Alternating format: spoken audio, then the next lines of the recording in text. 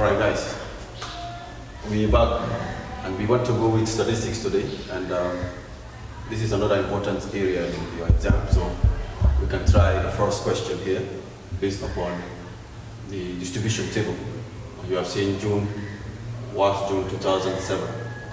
So it reads, the table shows the number of absentees and the frequency is already highlighted here for you. When you are asked to find the mean, the median, the mean deviation, the standard deviation, the variance. So we're going to kick off from there. So look at it. First, you already know that the mean is the average, and it's given by this formula. This is the mean, summation fx, all over that. So that is the formula for the mean, and you know that there is a variable here which is x, which is the class mark. You have to find that, or the midpoint. So how do we get the class mark? The class mark x is the lower limit plus the upper limit divided by 2. So the upper limit, this is the upper limit, this is the lower limit. So this is lower limit 0 plus upper limit 4 divided by 2. This gives us 4 by 2. This is 2. So the first column I needed is that class mark, which is this plus this will give me that 2, because I got 2 from there. So I do the same for 5 plus 9 divided by 2. This is 14 divided by 2. This is 7. So I have 7 over there. It's this plus this divided by 2. The average of the two limits. So now I just needed the first 2. So the difference between this and this is 5. So I keep adding 5 on the preceding one. So I add 5 here, I got 12. I add 5 here, I got 17. If I add 5 here, I have 22. So that is how the class mark column is derived. So you added this plus this divided by 2, got that. This plus this divided by 2, you get that stuff. So now we go back to the formula. The formula says fx. So I need another column, fx. So what is that fx? It is to multiply this column by this column. So this is 1 times that is that. This 5 times that is 35. This is 120. This is 153. This is 110. That is, multiply this by this, get that. This by this, that. This by this. So I've got that. That's the meaning of fx. F times x is that column over there. And this sigma means sigma. Sigma means total. Total, you have to sum all of them together. The summation of all. So if I add all of them, it give me like 420. So there. So now if I get 420, sigma, the other one here is sigma 2, which means add all of this. This is total 30. So if I add this plus this is all 30. These figures will give me that. So now if I put them together, I have 420 divided by 30. So this gives me 14. So my mean, in this case the mean is 14. So that is the x bar, the mean from here. So I've got find the mean. We've got that already. Now we want to find the mean deviation. We want to see how the mean, this class mark deviate from the mean, or the mean deviate from this marks. So we call it mean deviation. So the next column we need is how this axis deviate from the mean. So we want to find the mean deviation. Now, how these class marks are moving away from the mean. So the difference between these marks and the mean is what we want to find. So this is x minus this 14. 14 is the class, is the mean. So we now have minus 12, because it's 2 minus 14 is minus 12. 7 minus 14 is minus 7. This minus that, minus 2. This is 3, and this one is 8. So how did I get it? This is 2 minus 14 is minus 12. 7 minus 14 is minus 7. 12 minus 14 minus 2. 17 minus 14 is 3. 22 minus 14 is 8. That's our first column over there. That column is now we can find the absolute values of these numbers. You see negative numbers appearing, but we want to find the absolute value. The absolute value of a negative number is the positive form of the number. So I need to remove that negative by finding the absolute value. So the absolute value of this number is 12. That's the positive form of this negative number. That is 7. And this is 2. This is 3 and 8. The absolute value of positive number is the same number. So that is this formula, because I needed the mean deviation formula. I needed to go with that already, because I need this formula to give me mean deviation is summation f x minus x bar. So I go with the formula just like what I did here. When I wanted the mean, I went to that formula. Now this other one too, mean deviation and forecast the formula. The formula says this is the x bar, so I've got that column already, so I need another column. The other column is the frequency multiplied by that x minus x bar. There, give me that stuff. So this is the next column, because after the absolute value, I multiply by the frequency. So meaning, I'm multiplying this column by this column. It's this and this. So this number multiplied by this give me 12. Right? This is 5 multiplied by that gives me 35. This 10 multiplied by 2 there give me 20. And this 9 multiplied by this gives 27. And 5 multiplied by 8 is 40. So if I add all of them, add this plus this plus this plus this plus this, we give me 134. 134. So the total, this sigma, this sigma means the total of all of them. So I got sigma total, this plus this plus this plus this give me 135, 134. So it's going to be now 134 divided by the total here. This is the summation of axis loading. So I have 4.5. So 4.5 will give you somewhere around 4.46 or something, so it's somewhere right now. Approximated. So the next is to find the variance, because I want to find the standard deviation. Standard deviation is a positive square root of the variance. So I need the variance. I need to find the variance. So the variance is given by this formula. So it is summation f x minus x bar all square divided by that. That is the variance. Now from the variance I can get a standard deviation. So I needed to square, because in the formula I need to square that absolute part of it. So I square here. So it means that I'm coming to square this column. So I square this, I've got 124, 144, square this, got 49. If I square this, I get 4, square this, I get 9, square this, I get 64. So I've squared all of them there to get this column. So if you look at the formula, it's telling you after squaring it, you multiply by the frequency. So I need this to go with the frequency again, to go with this. So I multiply this column by that. So I need f to x minus x bar all squared. That is the last column. So I have that. This. So now if you look at that column over there, you can see that this column encompasses this frequency multiplied by this column. Give me, so I'm putting these two numbers together. I have that. So it is 144, 144. So maybe I got 44, 26, 245. So and this is 10. This is going to give me 40. And this is 81. 81. This is 64. Will give me 300 and 306 or so. So we have, if you punch the calculator, you can get the 364 multiplied by that, so we can try that. This is multiplied by 5, this is 0, this is 30, this is 20, 0 there, carry the 2. So now this times that is 30, 30 plus 1 is 320, so I have 320 somewhere there.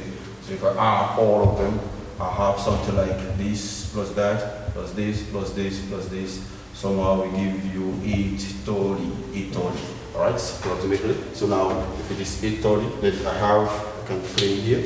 There. So give me space somewhere here. Now if you look at this, I have the following.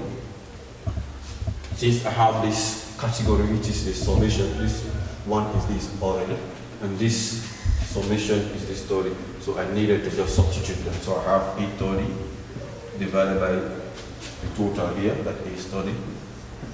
And this one will give me something like 27.7. 7.7. If you punch that from your calculator, you get it. So I have the standard deviation. What is the standard deviation? Standard deviation is, the formula for that is the positive square root of the variance. So it's the positive square root of the variance. F x minus x bar all square divided by that. So you can see the difference between the two. This formula and this is just the square root. So what I need here is just to get the square root of this number. So square root of 27.7 will give me something like 5.3. So if you punch that from your calculator, it's verified from the calculator. So now this is the variance, and as a standard deviation is this positive square root of the variance. So you needed to find the standard deviation. So I wanted the variance because if I take the positive square root of the variance, I'll get the standard deviation. So that is one way to get up to that. So I've answered mean deviation and standard deviation. But I can give you an alternative. An alternative method is this. Let me see. You can look at that table there. I'll just give you an alternative method. Look at the formula also for standard deviation.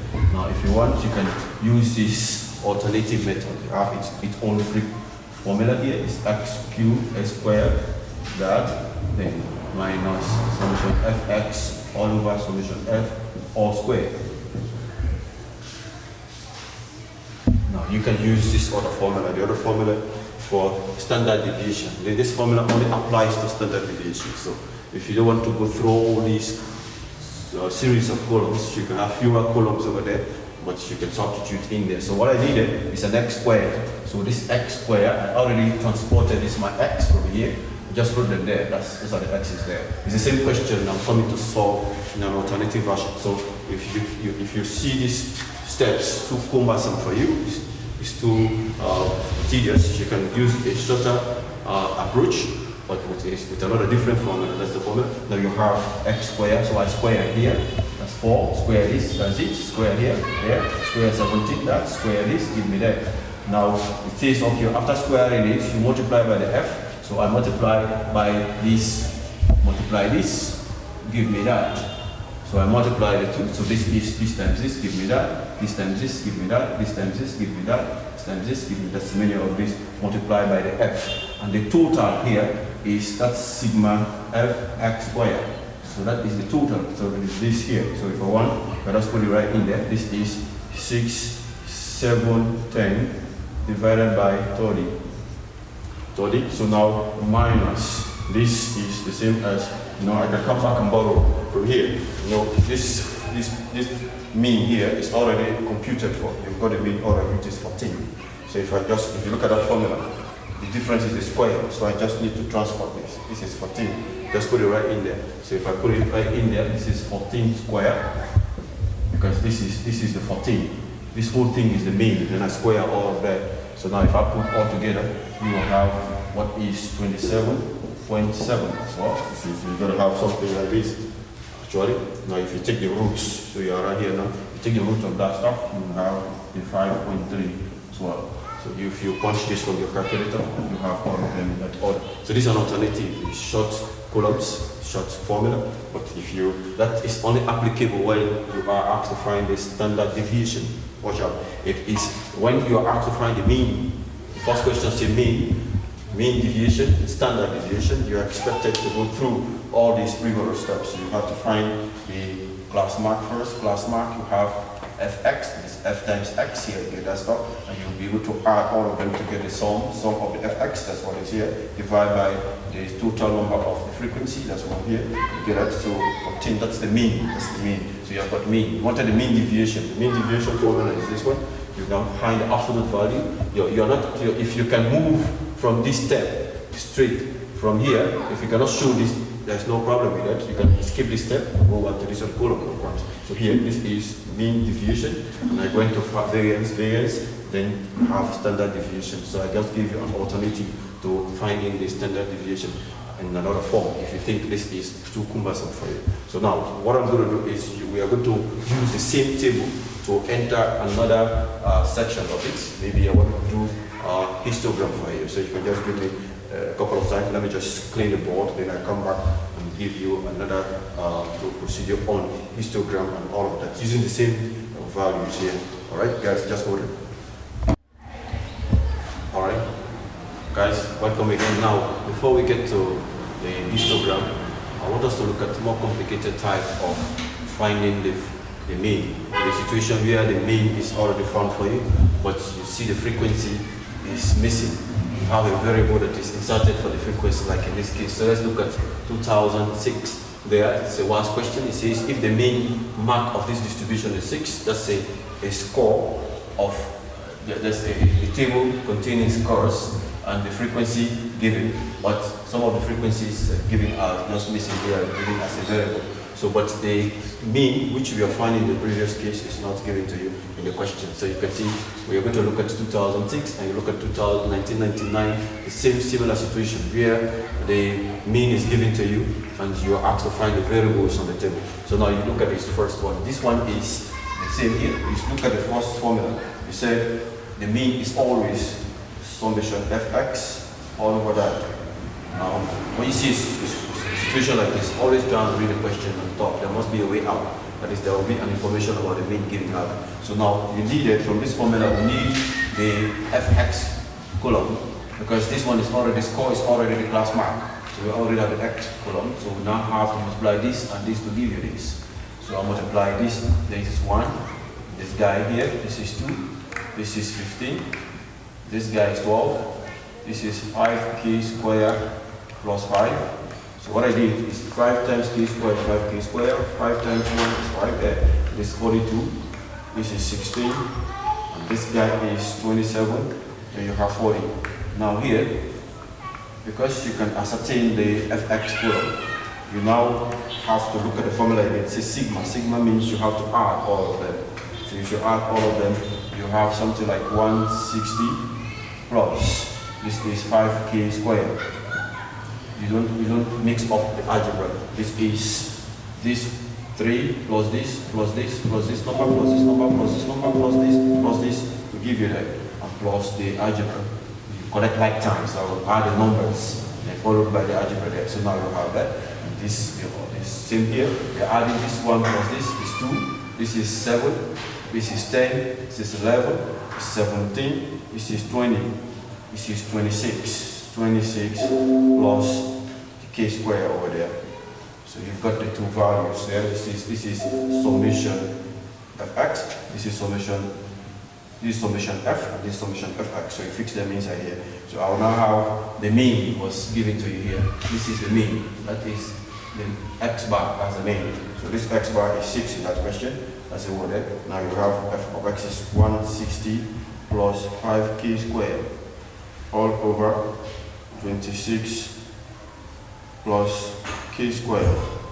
So if you fix all of them together, you have 150. This is 6 into 26. Because of space, I'm going to figure out something here. It's k squared is equals to, this is 160. 160 plus 5k squared. 5k squared. So what I did is to just cross multiply here. Cross multiply. So now get that this is 156 plus 6k squared is equals to 160 plus 5k squared. Now I can collect like terms in k's. So k squared minus 5k squared is equals to 160 minus 156. So the k squared is equals to 4. So k is root of 4. So k is 2.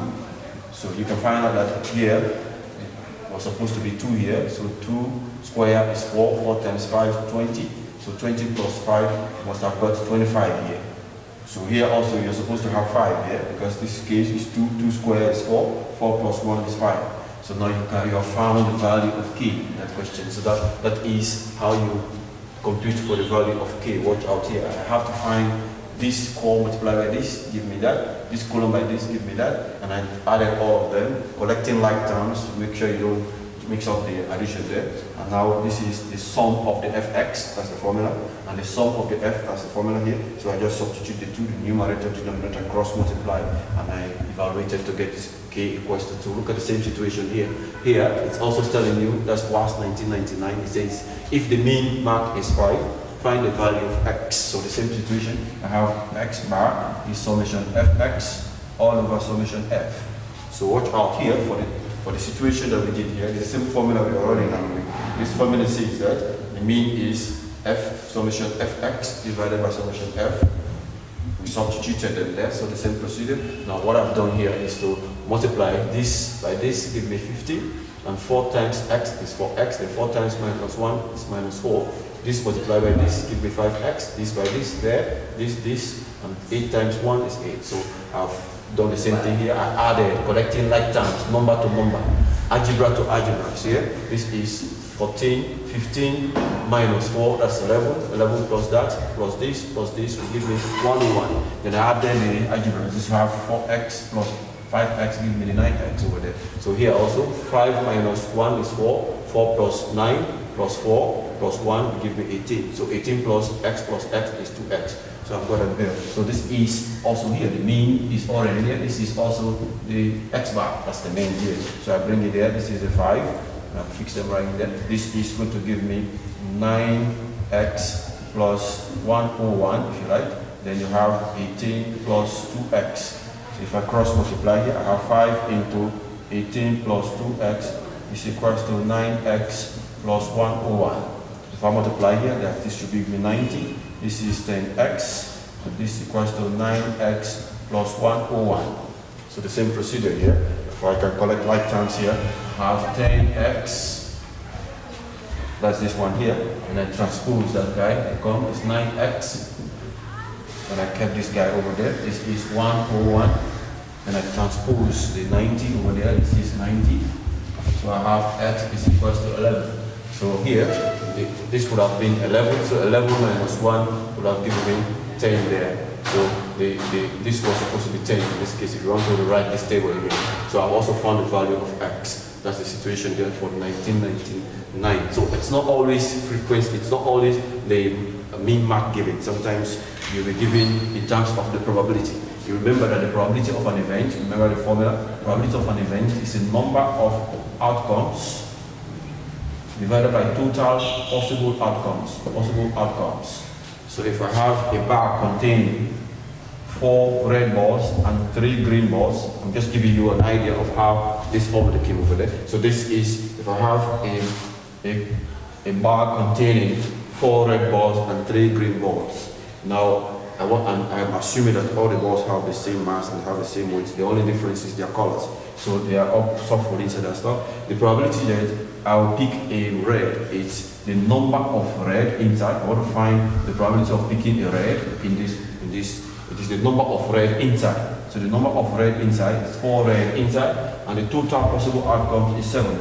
That is 3 plus 4. So that is the probability of finding the red. If I want to find the green also, probability of finding a green is the number of green inside is 3. The total number of balls inside is 7. So now the same idea is what is transported over there. So watch this formula. We want to find, they said the question says, if the probability of obtaining a 3 is this.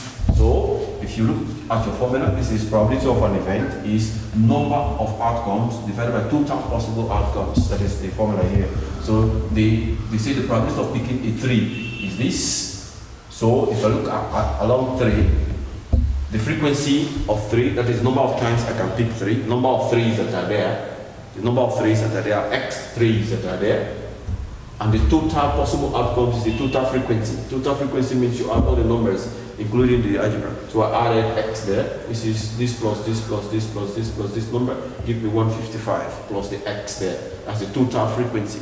So that's the number of outcome is x, and the total possible outcome is the 155 plus x. That's the total frequency over there. So the rest now is computation. So now, and the frequency, the probability, the answer was given in the question, just like the mean was given in the question. So now you have, when this number was known, let's say the x was known, that's how they got the 0.225 as the answer. So now, the answer is there, so you now substitute for the answer, that is probability of having that event is 0.225.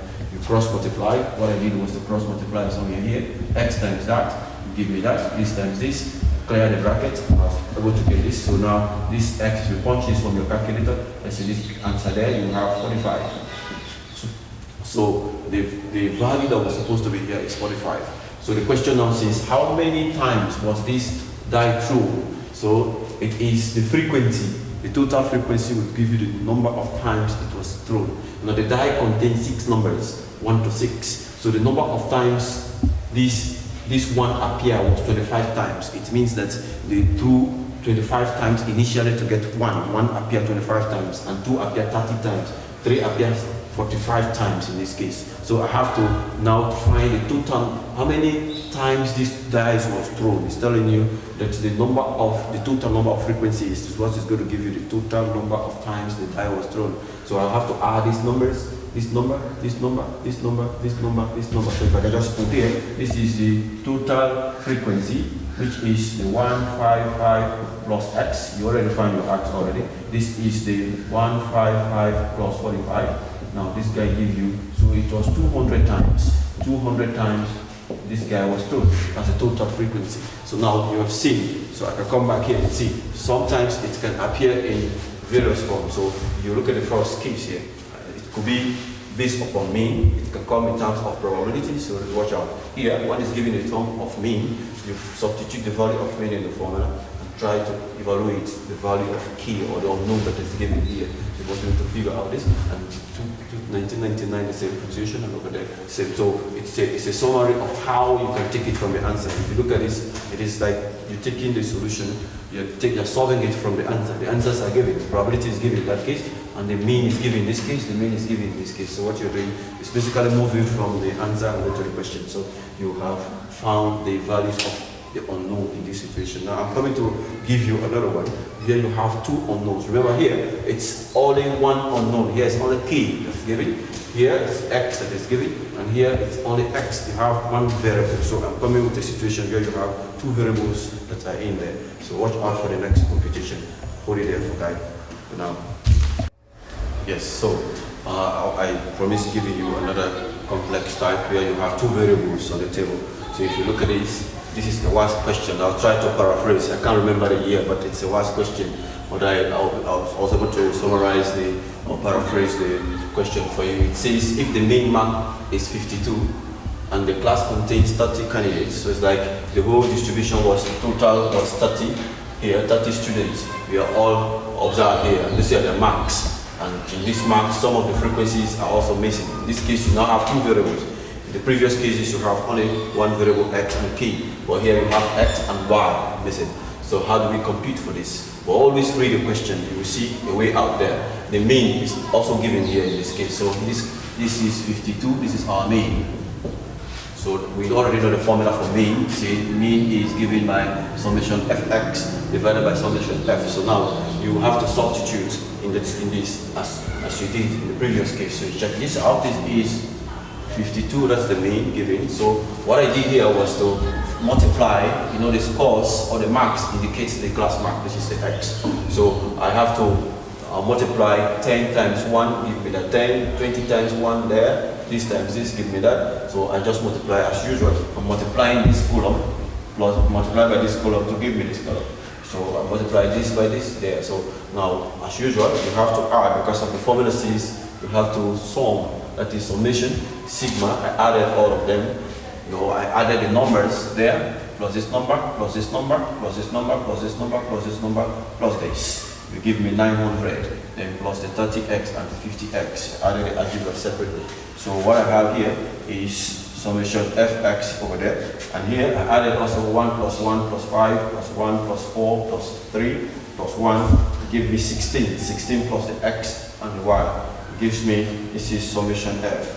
So I've got the numerator and the denominator in the formula. So now the numerator, which is summation fx, that's the one here, that's it.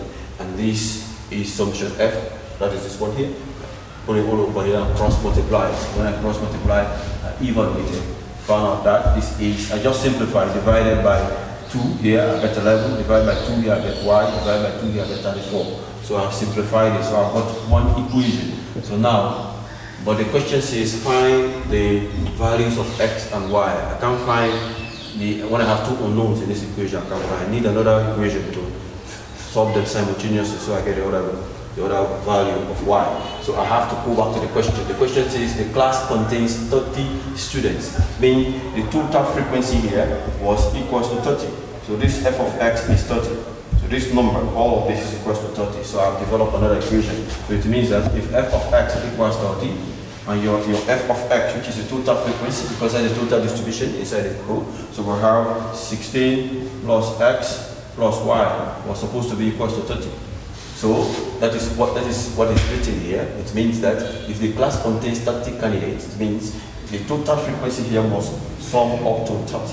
So the total frequency in this case is 16 plus xy, x plus y must be equals to 30. That's what I've done over here. So if I write them properly, I'll have 30 minus 16. So I have x plus y is equals to as 14. So I've got the second equation. The second equation, equation 2. So now I can solve these two simultaneously, the two guys here. So I have 11x plus y equals 34. Then I solve here, x plus y equals 14. So divided here, I subtract here because the coefficients here are the same. And when the signs are the same, we subtract. You know that already. When the signs differ, you add. But when the signs are the same, we subtract. And the coefficients are the same, so I don't need to manipulate this equation anymore. So this 11 minus x, 11x minus x is 10x. You know that already. So y minus y will vanish. Y minus y is 0, they will go. So now I have 34 minus 14, that is 20. So I have 10 divided by that. So I get this. So x is equals to 2.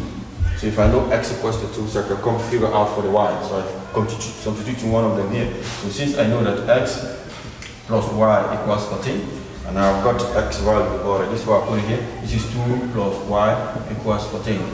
So I can find y in that case. So y is equals to 14 minus 2. So y is equals to 12. So I found the value of x and y in this case. So you can look at this. It has similar procedure from the previous work there. I gave you one variable, the first set of questions. So one variable, x or k in that case. So here I have two variables. So whenever you have two variables, you first of all compute for the first variable in this order. If you look at the question must give you the way out. Either the probability is given or the mean is given. So if the mean is given, you use the mean formula and substitute. First, you have to find this column, fx column. When you sum all of them, you need to get the summation fx, which is the total here, and the summation f, which is the total here. So you put them in this equation and try to evaluate. You discover one equation. You can't solve further because you have two variables, two unknowns. So you needed another supplementary equation to make sure you get the two equations together and solve simultaneously. So that is the reason why you come in to check here. Another applet is here. That is the number of students in the school. So the total frequency gives you the number of students over there. So the total frequency is 30. So for the whole equation here must be equated to 30. So this is how you develop the second equation. So now you have to put them together and solve them simultaneously, and you're able to find the two variables of x and y. So guys, I believe that if you were to follow it up, you must have seen that one variable, if you see one variable in the question, you must read the question thoroughly so that you can see the way out. They must give you the mean or they give you the probability, and you must remember the formula for mean. You must remember the formula for probability in case it is in there. You can see how it is occurring in the questions as they are going through. But this one is a little bit complex, so you must be able to look at first. So apply the mean formula and get the first equation. And the second equation, you have to read the question. So the second equation is embedded inside the question itself. So you read the question. If they say the number of distribution, the distribution was done over a certain number of students, so you know that the total number of frequencies there is going to be that number. So that number is what you equate this equation to. This equation will be equated to that number, and now you'll be able to get the second equation. That is where the question is marked out. So I want you to hold it there as we proceed to the next slide, which is going to give us something on histogram and the others. So watch out for histogram.